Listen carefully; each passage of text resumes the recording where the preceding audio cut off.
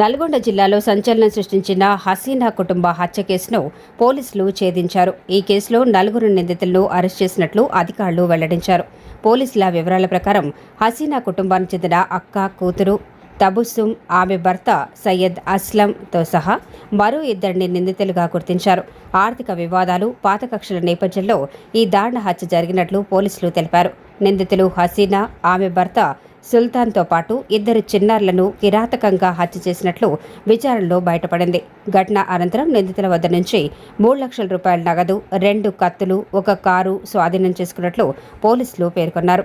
ఈ కేసు ఛేదంతో ప్రాంతంలో ఉద్రిక్తత తగ్గినప్పటికీ ఈ ఘోర ఘటన స్థానికులను తీవ్ర ఆందోళనకు గురిచేసింది.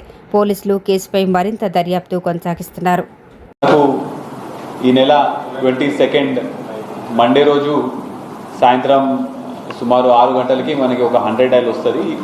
నల్గొండలో ఈ కాలనీలో బాగా స్మెల్ వస్తుందని చెప్పి మనము ఇమ్మటే మన వాళ్ళు వెళ్ళి రెస్పాండ్ అయ్యేసరికి చూస్తే ఒక 4 డెడ్ బాడీస్ మనకి ఆ ఇంట్లో దొరుకుతాయి. ఆ డెడ్ బాడీస్ కూడా బాగా డీకంపోజ్ అయ్యి గుర్తుపట్టని స్టేట్లో ఉంటే మనం ఎమ్మటే బాడీని పోస్ట్మార్టంకి షిఫ్ట్ చేసి బేస్డ్ ఆన్ ప్రిలిమినరీగా ఇంజురీస్, స్టాబింగ్ ఇంజురీస్ ఉన్నాయని చెప్పేసి మనం మర్డర్ కేసు రిజిస్టర్ చేయడం జరిగింది. ఈ మర్డర్ కేసుకి 4 బాడీస్ని కూడా మనం ఎవరు అని చెప్పేసి ఐడెంటిఫై చేసి చూస్తే వీళ్ళందరూ కూడా ఒకటే ఫ్యామిలీకి చెందిన వాళ్ళు ఉంటారు. హౌస్ ఓనర్ పేరు సుల్తాన్, వాళ్ళ వైఫ్ హసీనా, కొడుకు ముజామిల్, ఇంకా డాటర్ అపూరా. ఇప్పుడు ఈ సుల్తాన్ వాళ్ళ ఫస్ట్ వైఫ్ కోవిడ్లో చనిపోయిన తర్వాత ఇప్పుడు ఈ అమ్మాయి హసీనాని పెళ్లి చేసుకుంటాడు. హసీనానికి కూడా ఇది 3rd మ్యారేజ్. అయితే ఈ 4 బాడీస్ ఐడెంటిఫై చేసిన తర్వాత మనం ప్రత్యేక బృందాలు 7 teams, CCS, Nalgonda 1 town, rural అన్ని జాయింట్ టీమ్స్ మనం ప్లాన్ వేసుకొని ఇన్వెస్టిగేషన్ స్టార్ట్ చేయడం జరిగింది. ఇన్వెస్టిగేషన్లో కూడా మనకి బోత్ సైడ్స్లో ఉన్న ఫ్యామిలీస్ అందరినీ కూడా మన సస్పెక్ట్స్ని ఇన్ని రోజుల నుంచి మనం ఇంట్రాగేషన్ చేసుకుంటూ కొంత ఇంట్రాగేషన్లో, కొంత టెక్నికల్గా, కొంత CCTV ఆధారాల బేస్ మీద మనము ఒక 4 అక్యూజ్ని పట్టుకోవడం జరిగింది. ఇందులో మెయిన్ అక్యూజ్డ్ A1 ఇతని పేరు సయ్యద్ అస్లం, A2 తబస్సుం ఇతని వైఫ్, A3 మొహమ్మద్ సోహెల్ ఇతను అస్లం వాళ్ళ ఫ్రెండ్, A4 హేమంత్ కుమార్ ఇతను బంగారం తీసుకున్న రిసీవర్. అయితే ఈ అస్లం అనేవాడు ఈ హసీనా వాళ్ళ అక్క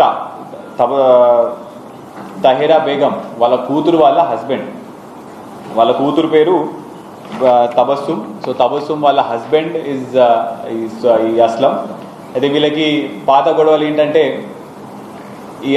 ఈ హసీనా అనే అమ్మాయి ఈ అస్లంకి 1 ఇయర్ బ్యాక్ 1 లక్ష రూపాయలు అప్పు ఇచ్చిన తర్వాత ఆ అప్పుకి చాలా హైగా ఇంట్రెస్ట్ అడగడం వల్ల అతను ఇప్పుడు దాకా సుమారు 2.5 లక్షలు ఇవ్వడం జరిగింది. ఆమె ఇంకా కూడా నాకు డబ్బులు రావాలని చెప్పేసి అతని బాగా వేధించింది. అదేవిధంగా వీళ్ళు ఈ అస్లం ఇంకా ఈ తబస్సుం వీళ్ళ హైదరాబాద్లో క్యాబ్ డ్రైవర్గా పనిచేస్తారు. వీళ్ళకు కూడా ఆర్థికంగా బాగా ఇబ్బంది ఉండడం వల్ల వాళ్ళకు కూడా డబ్బులు చాలా అవసరం ఉండేది.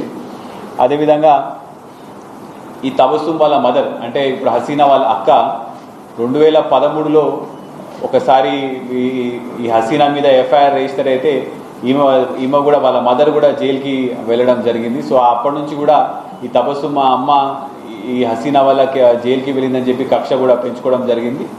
అదేవిధంగా హసీనా వాళ్ళ ఫస్ట్ భర్తతో ఉన్న కూతురు ఈమె కూడా చాలా వరకు ఆమె కష్టాల్లో ఉన్నప్పుడు ఆమెకు ఆర్థికంగా ఎటువంటి కష్టాలు ఉన్నాయి కూడా అన్ని తబస్సుంతో షేర్ చేసుకుంటూ అప్పుడు ఈమెకి మా అమ్మ దగ్గర బంగారం ఉన్నది, చాలా వరకు డబ్బులు ఉన్నాయి, ఆ ఇల్లు ప్రాపర్టీ కూడా ఉన్నది అని చెప్పేసరికి ఈమె కూడా వీళ్ళని అందరినీ చంపేస్తే తబస్సుం వాళ్ళ ఆయనతో డిస్కస్ చేసి వీళ్ళందరినీ చంపేస్తే ఆ బంగారం, ఆ ఆస్తి పత్రాలు ప్లస్ ఇంట్లో ఉన్న క్యాష్ అన్నీ కూడా మనం తీసుకొని వెళ్ళొచ్చు అని చెప్పేసి వీళ్ళిద్దరూ ఈ మర్డర్కి ప్లాన్ వేయడం జరుగుతుంది.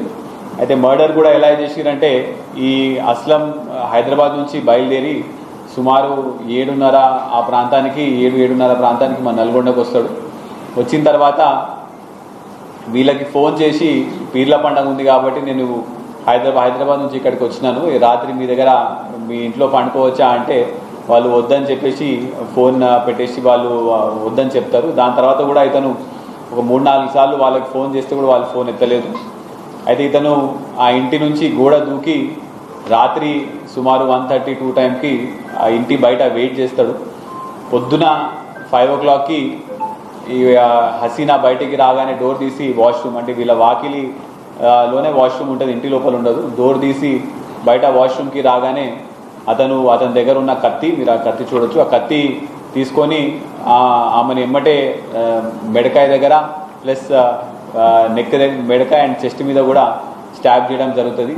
అయితే ఈమె బంగారం అంతా కూడా ఆమె డ్రెస్లో పెట్టుకుంటుందని చెప్పేసి డ్రెస్ ఎత్తుకుతే డ్రెస్లో ఏం దొరకదు. అయితే మళ్ళీ ఇంటి లోపలికి వెళ్ళే సమయానికి, అదే సమయానికి వాళ్ళ ఆయన కూడా బయటికి కరెక్ట్ అదే టైంకి వాళ్ళ ఆయన కూడా బయటికి వస్తాడు. సుల్తాన్ వచ్చి ఇతని కర్రతో ఏదో ఒకటి బెదిరించడానికి ప్రయత్నిస్తాడు. కానీ అది కాక అతని మీద కూడా అతని మూసి అతన్ని కూడా సుమారు ఒక 4-5 సార్లు గొంతు మీద స్టాబ్ పొడవడం జరుగుతుంది. ఈ గొడవ అంతా వినేటప్పుడు ఆ పిల్లగాడు ముజమ్మిల్ లేచి ఇంకా నిద్రలోనే బయటకు వచ్చే లోపల అతను చూసి వాళ్ళ అమ్మా నాన్నలు ఇద్దరు చంపేసిరని చెప్పేసి అతని దగ్గర ఉన్న ఒక రాడ్ లాంటిది తీసుకొని వచ్చి అయ్యేటప్పుడు వీళ్ళిద్దరి మధ్యలో కూడా ఘర్షణ నడుస్తుంది. ఆ ఘర్షణలో అస్లంకి చెయ్యి దగ్గర ఒక కట్ అవుతుంది, మళ్ళీ కాళ్ళ దగ్గర కూడా కొంతవరకు కట్ అవుతుంది. కానీ ఆయన ముజమ్మిల్ ఇంకా చిన్నపిల్లోడు కాబట్టి అతన్ని ఓవర్ పవర్ చేసి ముజమ్మిల్ని గొంతు కోసి అతన్ని కూడా మెడకాయ దగ్గర స్టాబ్ చేయడం జరుగుతుంది.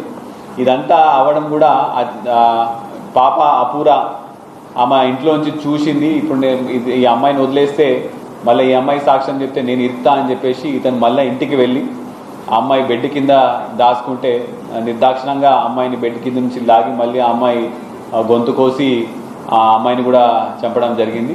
ఇదంతా అయిపోయిన తర్వాత మళ్ళీ ఇంట్లో ఈ బంగారం ఇంకా డబ్బులు ఎక్కడ ఉన్నాయి, ఆస్తిపత్రాలు ఎక్కడ ఉన్నాయి కూడా వెతుక్కొని అతను మళ్ళీ అవన్నీ తీసుకొని మళ్ళీ బయటికి వాళ్ళ ఇంట్లో ఉన్న తాళమే చూసుకొని ఆ తాళం వేసి అతను అక్కడ నుంచి పారిపోవడం జరుగుతుంది. అయితే ఇదంతా కూడా పకడ్బందీగా ప్లాన్ వేసినాడు. ఎందుకంటే ప్రతిరోజు పొద్దున పూట వీళ్ళు ఏదో రకంగా మొగుడు పిల్లలు గొడవ పడతారని చెప్పేసి ఆ పొద్దున సమయంలో మనం చంపితే పక్కనున్న చుట్టుపక్కల వాళ్ళకి కూడా ఎటువంటి డౌట్ రాదు, వాళ్ళ ఇంట్లో ఏదో గొడవ పడుతున్నారని అనుకుంటారని చెప్పేసి ఇతను ప్లాన్ వేసి ఆ సుమారు 6:30 నుంచి 7 ఆ సమయంలో ఆ నలుగురిని చంపి అక్కడున్న ఆ బంగారం కూడా తీసుకొని వెళ్ళిపోతాడు. వెళ్ళిపోయిన తర్వాత ఇతని ఫ్రెండ్ సోహెల్ ఉంటాడు. సోహెల్కి కూడా ఇతను ఇట్లా చంపినా అని చెప్పి బంగారం అంతా కూడా మనం మార్చి దాని డబ్బులు తీసుకోవాలని చెప్పేసి అతనితో వాళ్ళిద్దరు కూడా కలిసి బంగారాన్ని మార్చి మళ్ళీ డబ్బులు తీసుకుంటారు. ఇప్పుడు మనము ఈ అస్లం దగ్గర నుంచి ఈ కత్తి ప్లస్ ఆ రక్తమడుగు బట్టలు, ఈ బట్టలన్నీ కూడా అవుట్స్కట్స్లో పడేస్తాడు. ఈ బట్టలు కూడా మనం రికవర్ చేయడం జరిగింది. అదేవిధంగా ఈ బంగారం కూడా రికవర్ చేయడం జరిగింది. ఆ తబసుం దగ్గర నుంచి ఈ ఆస్తి పత్రాలు, బ్యాంక్ ఎఫ్డి ఇవన్నీ కూడా మనము రికవర్ చేయడం జరిగింది. ఇదంతా కూడా మళ్ళీ వీళ్ళు ఏదో రకంగా నలుగురు కూడా చనిపోతే నింద మొత్తం వాళ్ళ కూతురు మీదకి వస్తుంది, మేము ఎలాగో బయట పడిపోతాం అని చెప్పి కూడా వాళ్ళ ఆ కోణంలో కూడా ఆలోచించుకొని ఇదంతా మర్డర్ వాళ్ళు ప్లాన్ చేసి డబ్బుల కోసం ఈ నలుగురు ఫ్యామిలీ మెంబర్స్ని కూడా చంపడం జరిగింది.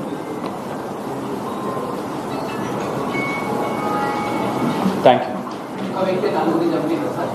అయితే ఇప్పుడు ఈ స్టాబ్ ఇంజురీస్ అన్నీ కూడా మనం పోస్ట్ మార్టంలో చూస్తే అన్నీ కూడా ఒకటే పర్సన్ స్టాబ్ చేసినట్టు కూడా స్పష్టంగా కనిపిస్తున్నది. సో ఒక పర్సనే నలుగురిని లైన్లా బయటికి వస్తున్న కొద్దీ చంపుకుంటూ వెళ్ళాడు. గతంలో ఇతని పైన ఏం కేసులు లేవు, కానీ ఒకసారి ఇదే ఇంట్లో మళ్ళీ ఏదో డబ్బులు దొరుకుతాయని చెప్పేసి 2000 ఈ సంవత్సరం ఫిబ్రవరిలో ఒకసారి దొంగతనానికి వస్తాడు. కానీ అప్పుడు ఏం దొరకపోయేసరికి మళ్ళీ ఈసారి ఇలా ప్లాన్ వేయడం జరిగింది. అప్పుడు ఎఫ్ఐఆర్ రిజిస్టర్ అయింది.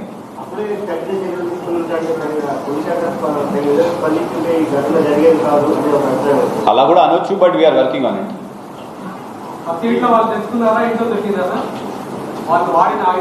ఆయుధం అతను హైదరాబాద్ నుంచే తీసుకొని రావడం జరిగింది. ఆయుధం కూడా కర్వ్డ్ షేప్లో ఉన్నది. ఆ ఇంజురీస్ చూస్తే కూడా ఆ కర్వ్డ్ షేప్ ఆయుధంతోనే అతను చంపడం జరిగింది. దాదాపు 6-7 గంటల స్టే చేసిన తర్వాత చెప్తా ఉన్నారు.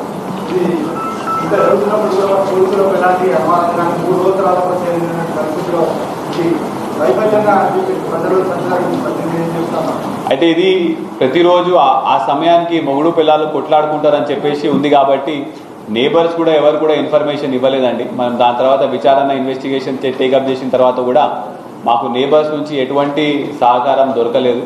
అన్నీ కూడా మన ఇన్వెస్టిగేషన్ ద్వారానే దొరికింది. ఒకవేళ నేబర్స్ అక్కడ ఉన్న చుట్టుపక్కల వాళ్ళు ఎవరైనా మనకి ఇన్ఫర్మేషన్ ఇచ్చి ఉంటే మాత్రం తప్పకుండా ముందే యాక్షన్ తీసుకునే వాళ్ళు ఉంటుంది.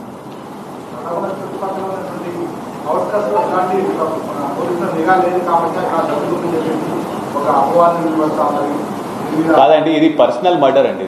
దిస్ ఇస్ నాట్ రాబరీ కాదు కదా. ఇది వాళ్ళ పాత కక్షలు, వాళ్ళ ఫ్యామిలీతో కక్షలు ఉన్నాయి కాబట్టి ఇది మర్డర్ అయింది. Anybody else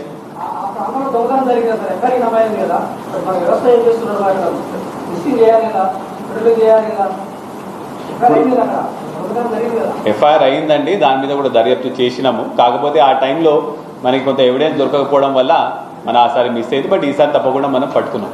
next